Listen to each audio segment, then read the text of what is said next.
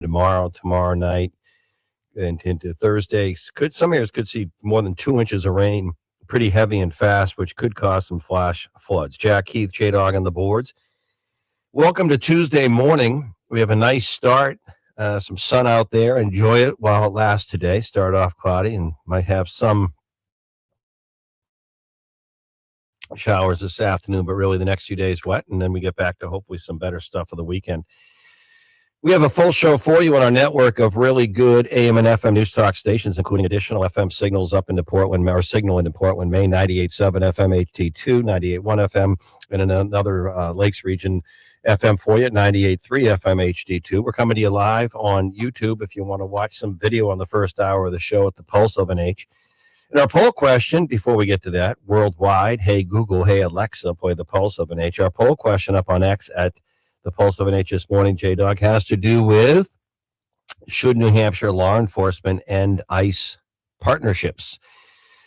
Most New Hampshire law enforcement, state and local, do cooperate with ICE on immigration enforcement or illegal immigration enforcement, and we'll have results for you. That should be a pretty, there's a petition to end the ICE partnerships. I don't know much about the petition, but there's a good question there. Should New Hampshire law enforcement end the ICE partnerships? And I would argue, where do you draw the line? Do you end FBI, ATF partnerships? I don't know. I'm just raising the question. J-Dog, results, if you have them. Could more be done to try and protect New Hampshire's first of the nation primary? This was yesterday's question. 80.8% saying yes, 19.2% saying no. It's an interesting read. Thank you, J-Dog. And we have a lot going on as we get going. A reminder, a week from today, I'll be live at the campus, military campus for veterans in Franklin, New Hampshire. The only Franklin in New Hampshire, and it's part of the Easter Seals Phase 2 rollout. And we'll be there live. It's a great resource for nonprofits and others supporting veterans. That's 1 week from today. Well, we have plenty of news going on. I think a pretty cool farewell to the late U.S. Senator Lindsey Graham. New Hampshire Governor Kelly Ayotte, we've learned, is there. She'll be in the rotunda for that half hour or so. Really farewell tribute to Lindsey Graham in the Capitol, and then it continues. But a couple world leaders there as well, and that's happening this morning. Israeli Prime Minister Benjamin Netanyahu will be there, and I think President Zelensky of the Ukraine. So it's quite a tribute to those who had worked with Lindsey Graham. The House may even take up some Russian sanctions that Lindsey Graham had worked on in his last effort before he passed away that weekend from the fatal heart attack. We'll have John Decker, our own White House correspondent, coming up bottom of this hour on that. Dean Spiliotis also coming up. More on the Democrat fallout within the Democrat Party in New Hampshire and nationally, as I'm not sure who the leaders of the Democrat Party are nationally anymore. Is it AOC? It doesn't seem to be Elizabeth Warren anymore. It doesn't seem to be even Gavin Newsom or other governors. It seems to be a far left side. And, of course, they took away in their calendar New Hampshire going first in the presidential primary, which was the subject of a lot of yesterday's show. And the question is really now, will major Democrats defy the DNC threats to not come up and campaign and come to events in New Hampshire for the early primary, because we're going to set it first with our state statute, but the DNC is going to ignore it. South Carolina is going to go first. I have a tidbit for you. I'd say this to the DNC. You can hide behind all the things you want to talk about.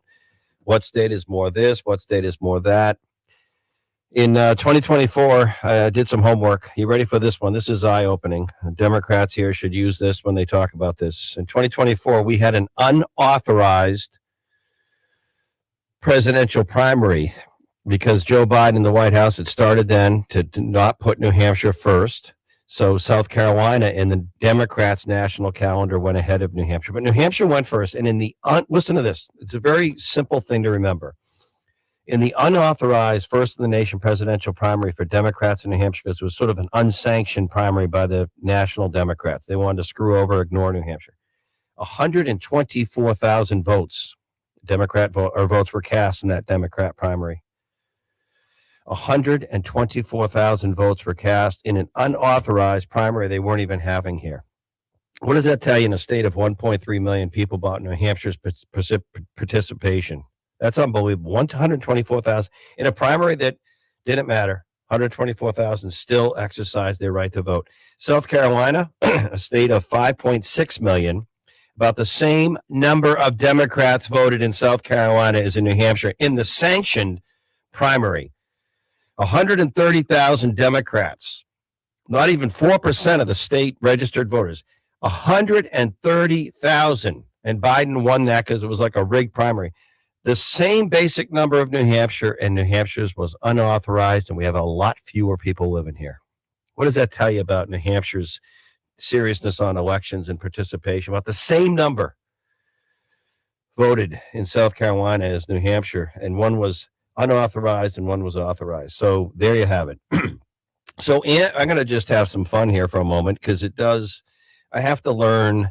I have to learn because it kind of triggers, and I'm not making light of this. It almost triggers some latent PTSD in me when I talk about the stupidity. The dumbest period in American history was the COVID crap. And it was pretty dumb right here in New Hampshire, too, in some commentary. But now the diary, the diary of Anthony Fauci is out. The diary, his personal memoirs are out. Congress got a hold of it. So this is not like fake news. This isn't someone else's diary. It's not AI. His own diary, the highlights, I'll tell you, he took himself pretty darn important. He took himself very seriously. He took himself very seriously. Fame and fortune. At one point, he said he was the most famous person on earth. He loved hanging around with media celebrities like CNN's Jake Tapper. He kind of flexed and said, I'm ordering lockdowns. He even acknowledged, Rand Paul saying he acknowledged, I think it was in 2020, that the virus outbreak was from the Wuhan lab, not from animals in the meat market. All the stuff he lied to Congress about. Of course, Biden pardoned Fauci. But Fauci took himself pretty darn seriously. Fame and fortune guided him. He made a lot of money while we were locked down. What a charlatan. Oh, my goodness. Oh, my goodness. You got to check out the diary. Multiple entries from 2020 contradict what he had told publicly and before Congress, that he recommended COVID lockdowns or school closures when he was saying that he wasn't. And I got to tell you something, including right here in New Hampshire. More damage was done to young people from the dumb policies of keeping public schools closed too long and lockdowns and unnecessary mask wearing and COVID boosters and all the anxieties and stress of that period. More damage was done to young people, developmentally, emotionally, than any threat from the virus. Any threat from the virus. They lied to us, Fauci. First it was get the COVID vaccine, you won't get it, you won't contract it, and you won't spread it. That was complete and utter BS. He made a lot of money during that period, and his whole diary shows how self-important he was, how he took himself so seriously, and he loved his fame. He actually wrote that he was the most famous person on earth. He loved the fact that the White House, you ready for this sick, twisted mind? It's really cool. I go to the White House and the East Gate, they wave me in like I'm the president. I mean, are you kidding me? People were suffering, locked, kept in their homes. Parents are working from home with their kids there. Schools were shut too long. I railed against this every single day of my show at the time. I didn't miss one day. And New Hampshire, as much as former Governor Sununu says we did a great job, we unnecessarily closed, quote unquote, non-essential businesses. There were how many executive orders issued? We closed non-essential businesses and we opened the box stores on the weekend. So the big box stores were open on the weekend that had more people, and duct tape was put down on the rows, but the little store on Main Street that sold provisions and hardware stuff closed. It was the stupidest thing I've ever seen in my adult life. Seriously. And the only state that got it right, that opened up, was Florida, and the southern governors, and the president at the time, Joe Biden, called them Neanderthals for opening up too soon. Dumbest period of our life. Period. End of story. And if you want to debate it, tell me why about 15% of the entire U.S. population now get the COVID boosters. Yeah, how did that work? And I had the stupid virus twice.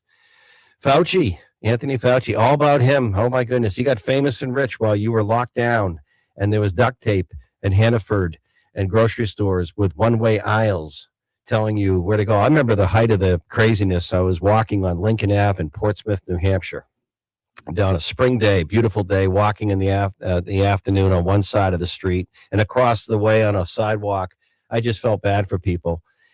I'd see a woman walking by herself in good health, briskly walking, and she had a mask on. Oh my goodness, there wasn't a soul around her for hundreds of yards.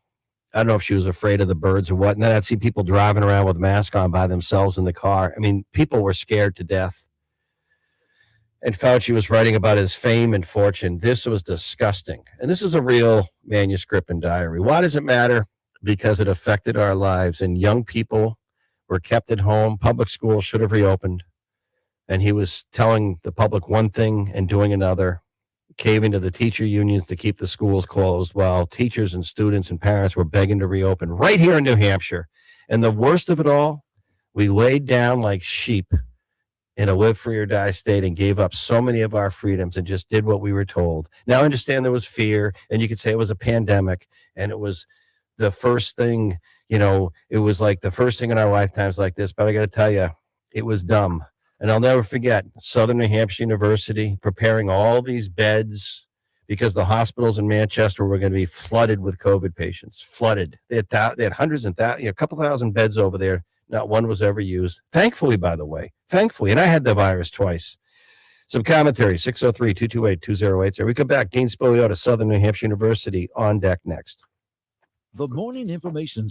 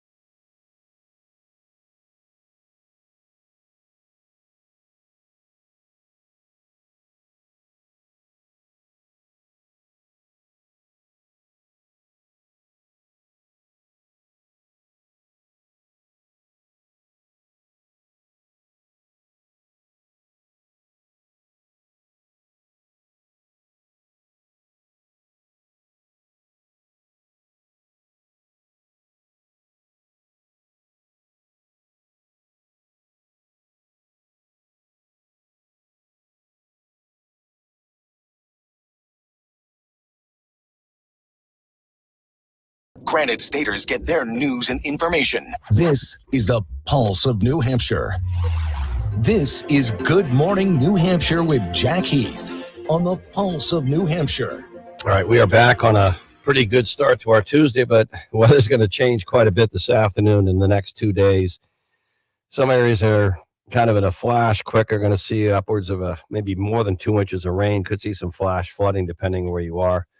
So we'll keep you posted in the next day or two. But Dean Spiliotis, Southern New Hampshire University, one of our political experts and contributors, retired SNHU political scientist, joining us on a Tuesday. Good morning, Sir Dean. Hey, good morning, Jack. So I saw Ray Buckley, the executive director of the New Hampshire State Democrat Party, saying in a post or statement that they've contacted a lot of the national Democrats and they are going to not be afraid to come to New Hampshire early and often, even though the DNC doesn't want them to. Do you think they will? I hope so. I think there's a lot of good reasons for them to do so. Not only because of the reasons that we've discussed in the past about New Hampshire's ability to vet candidates and provide a manageable environment to build a campaign, all of those reasons we've discussed. But I think there's a self-interest aspect of it too, in the sense that if you look at how the schedule is being laid out, New Hampshire is a good opportunity for the progressive wing of the party, which seems to be ascendant in any case. You look at the kinds of people who have done well here in the Democratic primary in the past, Bernie Sanders, Pete Buttigieg, tend to be from the more progressive wing of the party. So there's an opportunity for some of the top tier candidates. And as you and I were discussing yesterday, that really is, I think, the next step. Simply saying, well, we have a law and I'm going to go first. And, the case needs to be made directly to the top tier candidates and their campaigns that this is the place to be. Because the reality is that the national parties, the DNC, the RNC, they don't drive the selection process the way they once did years ago. It really, the top 1 or 2 or 3 campaigns really will make a lot of the calls on how things progress. So I think it's doable. Whether we'll get a formal reversal from the DNC or simply the DNC will kind of look the other way with kind of, weak sanctions. I don't know, but it's good. It's good at a minimum to hear that they're reaching out to these top tier candidates. Yeah, and of course, who will break stride? There's some candidates, Dean Spiliotis, that actually would do better in New Hampshire in our First the Nation primary, even if it's unauthorized by the DNC. You take a Pete Buttigieg, was very popular here. Right. He did well that year that Bernie Sanders, I think it was Elizabeth Warren, Pete Buttigieg, I think Joe Biden, the VP, I think he finished like in 5th place. 5th place, yeah. He was 5th. And it'll be interesting to see if a candidate like, Pete Buttigieg or, I don't know, throw someone out there, a Governor Shapiro or even a Gavin Newsom might play ball here. Yep. I don't know. Yep, absolutely. And, you've seen a number of them come here already, even before the announcement of the schedule. So I hope that's the case. I think, that we have all the traditional reasons for why we're a good first stop, but I do think that there is some political self-interest as well for some number of these candidates who, maybe they might not play quite as well in South Carolina for ideological reasons, but they could build a good high-profile start here. This is going to be a really good test because the last time around, even though we were not authorized by the DNC, the whole write-in campaign for Biden just made for a very odd experience. Yeah, it's interesting. We talked about Lindsey Graham. There's quite a tribute today at the Capitol. Governor Kelly Ayotte's there, some world leaders. Any thoughts there and any other thoughts you might have in addition to what we were just talking about with our primary here? We'll see where that goes. And even interesting diary of Anthony Fauci is making some news, although not everyone's sort of playing into it, but it's a lot going on, isn't there? Yeah. I'll say real quick on Lindsey Graham. He is somebody who will be remembered as a senator who liked being in the middle of whatever deal was to be had. He liked proximity to power. For many, many years, he was always a central figure in deal making, and certainly even more recently with his proximity and close relationship to President Trump. But going back years to his time with McCain and Lieberman, the three amigos, he was always sort of part of that gang of 8 or however many there were who wanted to make deals. So I think that'll be part of his legacy. Very kind of traditional Southern gentlemanly senator. The other part is going to be his legacy as really a kind of an old school Republican neocon and defense hawk who saw American power in the world as a way to spread democracy, enhance liberty, and pursue interests for our country in all the corners of the globe. And that's very different than the kind of America First arguments, despite Iran, the American First arguments we heard from President Trump. Yeah, the Rand Paul Fauci round, whatever round this is going to be, Rand Paul released those diaries obviously to embarrass Fauci. They don't like each other. They've had very nasty interactions. I'm all for greater transparency and understanding what went wrong with COVID and how can we rebuild trust in our health and science institutions. I don't know that this particular pairing between the two of them is going to accomplish that. There's a lot of impugning of character on both sides. It's sad, Dean, in a constructive way. The reason why is it really water under the bridge. Joe Biden pardoned Fauci anyway.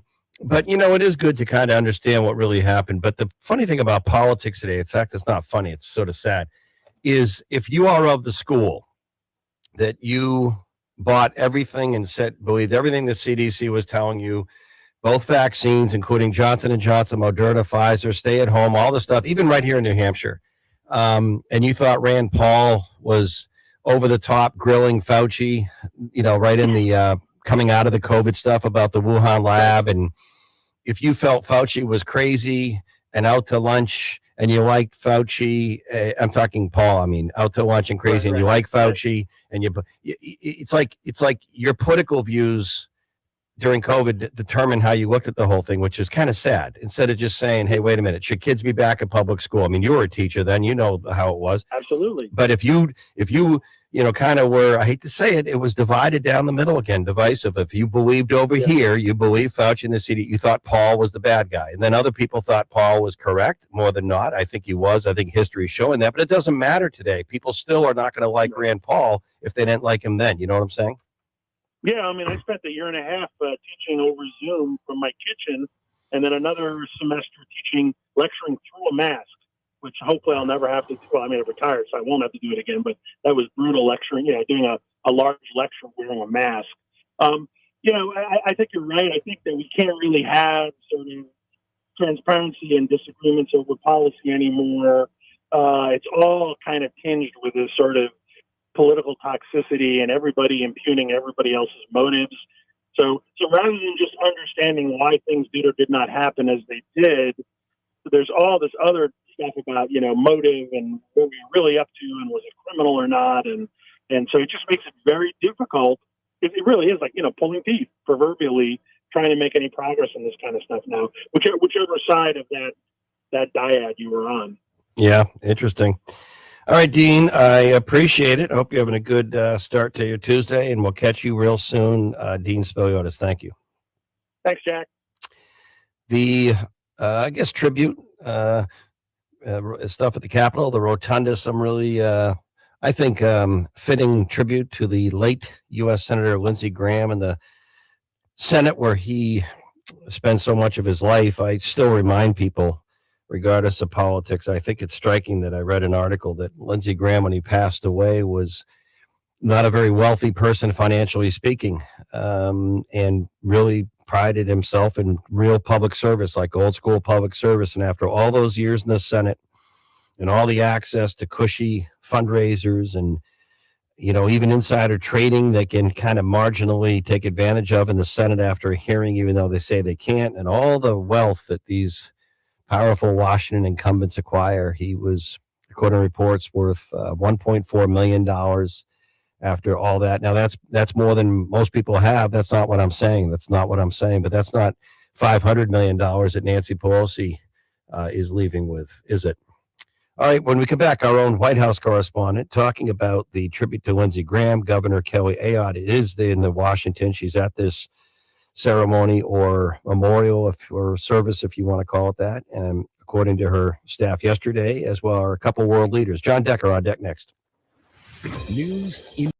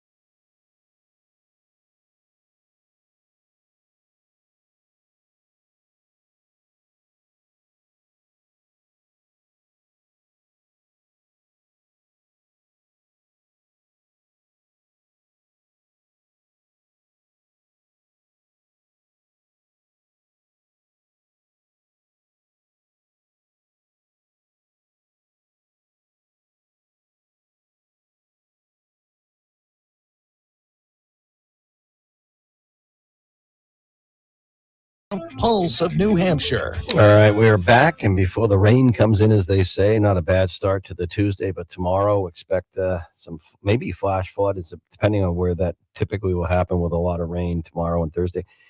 All right, John Decker, our White House correspondent, coming up. We're live on YouTube as well at the Pulse of an H on our poll question this morning. R&D paving poll question on the Pulse is there's a petition in New Hampshire, but do you think? And the petition asks for this. Should New Hampshire law enforcement, local and state, end ICE partnerships on immigration enforcement? We're just simply asking the question. John Decker, our own White House correspondent. New Hampshire Governor Kelly Ayotte was very close with the late Senator Lindsey Graham. She is going to be at this, tribute, this remembering him in the rotunda this morning. A couple world leaders on there, as well as Benjamin Netanyahu visiting with the president later today. Good morning, John Decker, our own White House correspondent. Yes, good morning. You know, the president will be meeting with two world leaders today.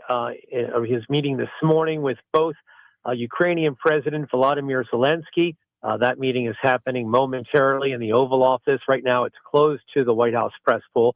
And the other meeting happening in a few hours, also in the Oval Office, also closed to the White House press pool, is a meeting the president will have with Israeli Prime Minister Benjamin Netanyahu. Now, both Zelensky and Netanyahu traveled to Washington to attend the funeral service for Lindsey Graham that's happening this afternoon at the Washington National Cathedral.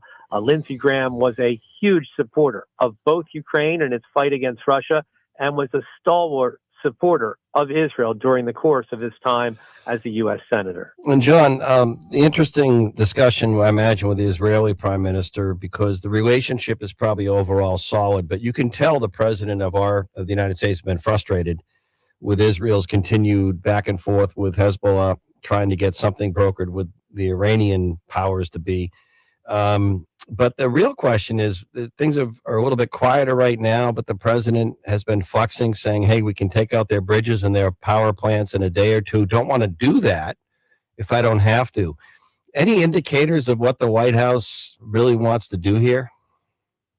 Well, I think the indicators are clearly the president would like to pursue diplomacy to bring an end to this conflict, which began back in late February. That's the reason why there is this pause that has been in place over the course of the last few days. The U.S. has not attacked any Iranian strategic sites. Iran, for its part, has actually refrained from attacking any sites in the region, either American sites or that of our allies in the region.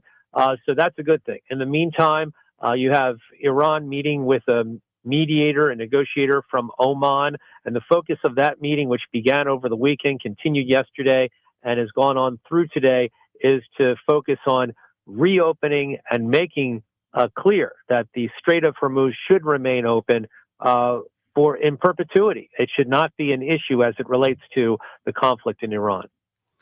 Yeah, it's interesting, and I don't know how long this will go, but we're at that period where, you think if the president did go that route, and maybe the only way to end this, the toll on 90 million Iranian. I mean, the population of Iran is what? Is it 90 million? If you're asking me, I don't know the number. But Jack, it's obviously a significant population, because if you look at power plants and bridges. All right. Thank you, John Decker. Appreciate Thanks live a lot, from Jack. Washington. John Decker. Thank you. Our own White House correspondent.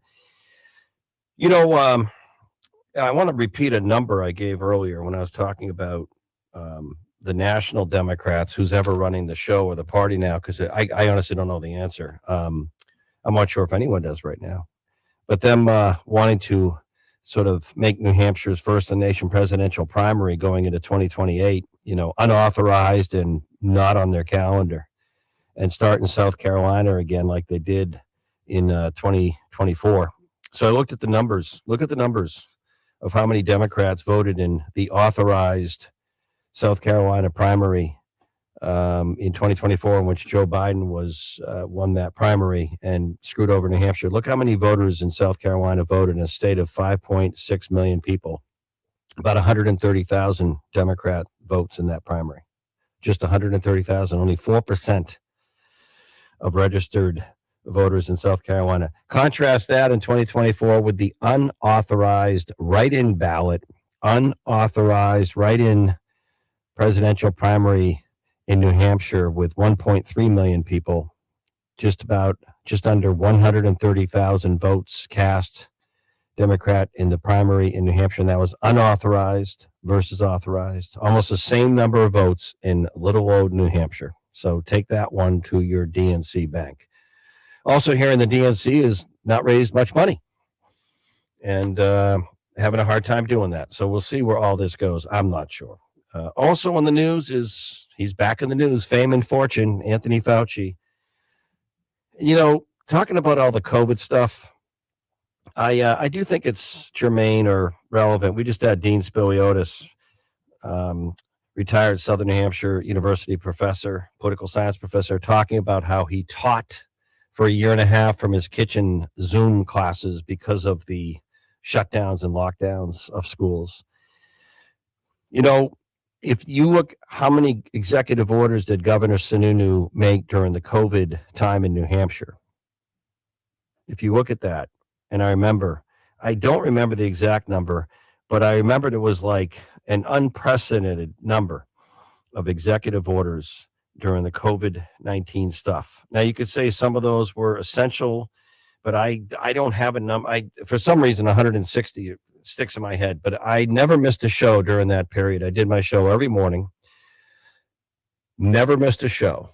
And I couldn't wait to get out of my house. And I was blessed because I didn't have to sit in it all day and do a Zoom show. And I did it live in a studio. And I I pushed common sense the entire time, from the shutdown of schools to the shutdown in New Hampshire, live free or die, shutdown of non-essential business.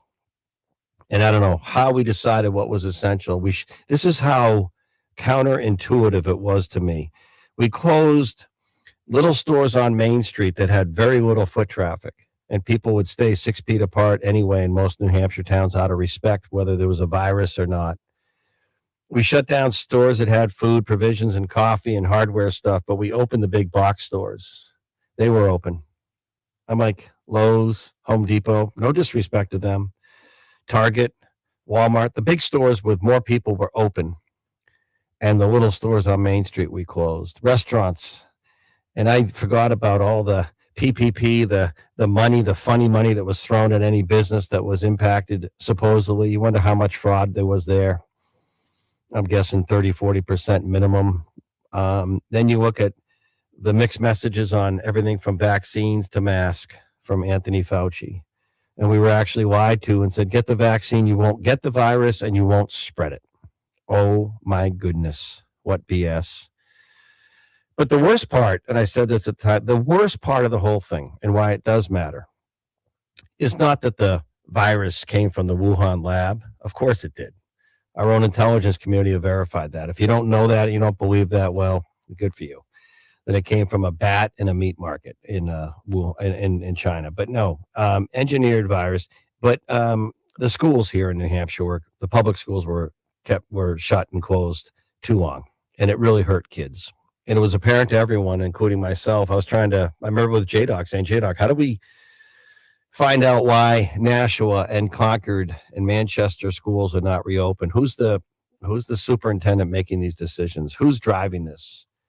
And parents were begging. I remember the special ed teacher calling and contacting my show saying, Jack, kids with certain challenges in education don't do well on Teams and Zoom calls. They need in-person teaching, and they are suffering at home. Suffering. Families were suffering. There was abuse going on in some cases. Families at home, people working from home, students trying to go to school at home. It screwed up everything way too long. And the point was, it went on too long, and public schools were kept closed too long, and they should have reopened. And people in the education business or the superintendent and administrative business know that. And it's really a shame because it hurt a generation of young people. Emotionals. Why do you think today mental health is through the roof with younger people on college campuses? Why do you think that is? Anthony Fauci, let me ask you a question. Why do you think the University of New Hampshire in Durham, the chief of police told me in public safety, the number one health call from the UNH Durham campus when the students and teachers are all there, the number one health call is a mental health episode, not a broken window in a dorm, not an assault, not stolen pocketbook or wallet. The number one call, like 80% on campus, is a mental health episode, because the students who were COVID kids, if you will, stated, the anxiety and the stress and the depression, the coping skills.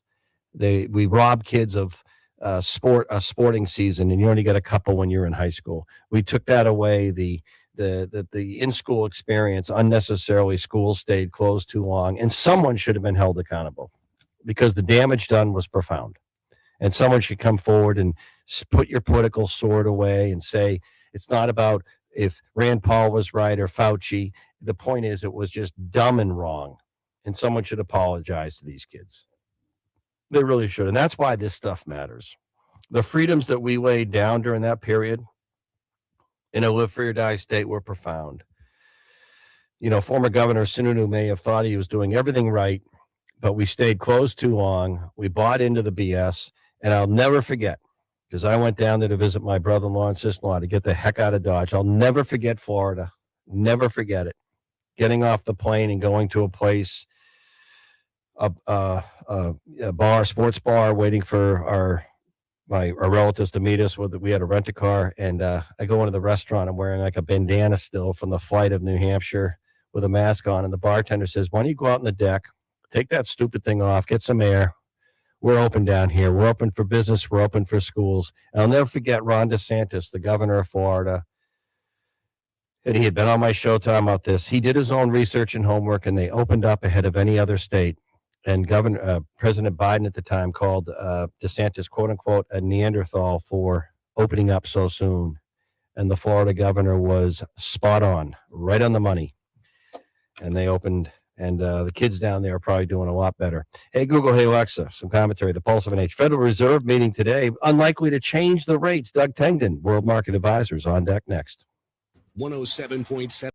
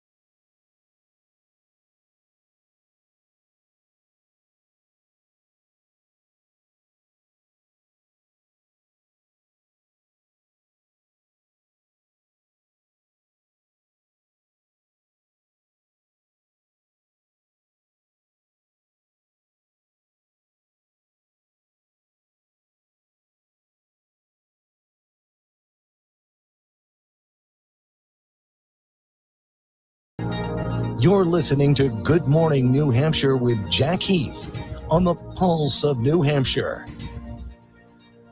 All right, welcome back. And Federal Reserve, all this stuff happening at once today. Busy news talk day. Federal Reserve meeting, I think, today and tomorrow. Unlikely to change the interest rates. Doug Tengden, worldmarketadvisors.com, regular partner and sponsor, checking in on this. Is that the expected outcome here, Doug? That's the expected outcome, but it's by no means guaranteed. The financial markets put it at about 2/3 chances that the Fed will leave rates unchanged. But I'm reminded that in 2016, the betting markets had a 2/3 chance of a Hillary Clinton victory as well. So, unexpected things can happen. Yeah, that's kind of a good point. And again, you were talking yesterday about incomes staying steady and job stuff and unlikely. And, with a new chairman here, I don't know how this Fed's going to operate, but, things still, gas is still expensive. Cost of everything's still expensive. Nothing coming down. And I don't know the trajectory of inflationary pressures, but it just seems to be a cooling going on, and obviously a lot of global uncertainty.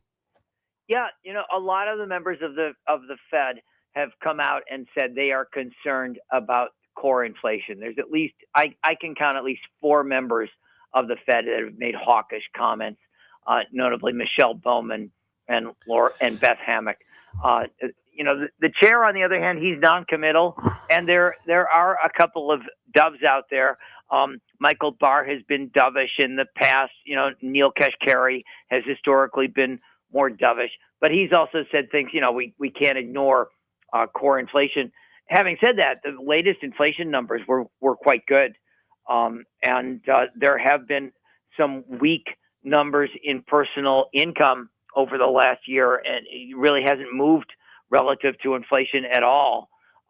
So I'm of the opinion, with the majority that the Fed will take this opportunity to do nothing. There was an interesting article in the Journal about the family fight inside the Fed, that there's a little bit of uncertainty as to what's going on. Warsh apparently sprung these task forces on the members of the board kind of as a surprise. Shouldn't be any great surprise. He wants to make a change, and so the way to make a change is you do a task force. But apparently there's some uncertainty inside the Fed as well as outside of the Fed. So this could be a surprising meeting. I just don't think it will be. All right, Doug Tangner, worldmarketadvisors.com. Thank you, Doug. Jack, have a great week. So it's Shark Week. Mike Pomp earlier on Morning Information Center had a great interview with a shark expert and someone who's passionate about sharks and Shark Week. And what a time, I'll tell you, especially down in the Cape. A lot of sharks, a lot of white sharks, and we have a lot of stuff happening here right off our New Hampshire coastline in terms of what's out there and what's visible, and a lot of humpback whales spotted Sunday on this side or the Portsmouth side of the Isles of Shoals. There was a couple, 2 humpback whales surfacing and doing their thing, and a lot of the boats seeing that. And then there were some on the backside and one individual basking sharks.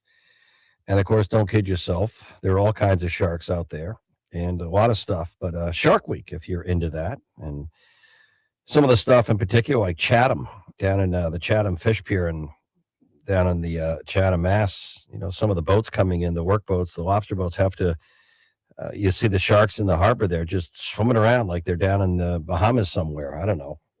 So there's a lot of sharks up here, and maybe they know it's Shark Week as well. I'm not sure. Reminder, next Tuesday we'll be live 1 week from today, the home of the military campus in Franklin, New Hampshire. You can check it out yourself. You should, if you're a veteran or caregiver. Look it up, go over and take a drive and visit. You can ask for Lieutenant Colonel Anna McKenna, who heads up so much of the veteran services for Easter Seals. And they're going to be, while we're there next Tuesday, the 4th, a week from today, they're going to be unveiling phase 2. And they're going to want a lot of nonprofits, other veteran nonprofits and service groups to move in and be there and be a part of it. So that's all happening, and we'll look forward to that. 1 week from today, our friends at Veterans Count Easter Seals be doing the show, CJ and I think, and we'll be there live, and looking forward to that. And also coming up in the 10 o'clock hour, right around the corner, we're going to hear from Alicia Preston-Xanthopoulos, Seacoast Online. We'll see how her article on being a conservative but opposed to the SAVE Act when it comes to voting, to see how much reaction she got. Also, her reaction to all the hypocrisy and the noise around New Hampshire's first in the nation presidential primary. Will national Democrats ignore their own party and still come to New Hampshire for events and appearances and interviews? Like on my show, I reached out to one of them yesterday and see if they're going to come anyway, kind of in defiance to their DNC that wants to make New Hampshire irrelevant in the early first primary or two. And I pointed out earlier, our unauthorized primary in 2024, the write-in, the unauthorized primary, got 124,000 votes, about the same number of the authorized primary in the state of South Carolina, 130,000 votes, and 5.6 million people versus New Hampshire, which is what, 1.3 million. in an unauthorized primary here, about as many folks voted in the Democrat primary in 2024 in New Hampshire as in South Carolina. What does that tell you? Yeah. But anyway, we'll see where it all goes and keep you posted. Also coming up in the next hour, Mike Cody, New Hampshire Business Review. Mother Nature moving back into the news. We've had a stretch of just beautiful, absolutely gorgeous weather, really starting last Friday. Crystal clear, nice, not too hot, sunshine right through yesterday afternoon. And this morning we got some sun out there, but it's going to give way to clouds and some rain, really a system moving in later this afternoon, tonight, tomorrow, and into Thursday. So the clouds will come back and some rain. It will be heavy downpours at times, could cause some flash floods in areas that typically see that. Different pockets could get more than 2 inches of rain quickly, and that can do it, of course, in areas where you do see some flash floods. So keep an eye on that tomorrow and into tomorrow night, Wednesday in particular. Rory O'Neill, the 11 o'clock hour. Hey, Google. Hey, Alexa. Locally, nationally, regionally, worldwide, play the pulse of an H. Jack Heath, J-Dog, on the boards on a Tuesday. We are back in just a few.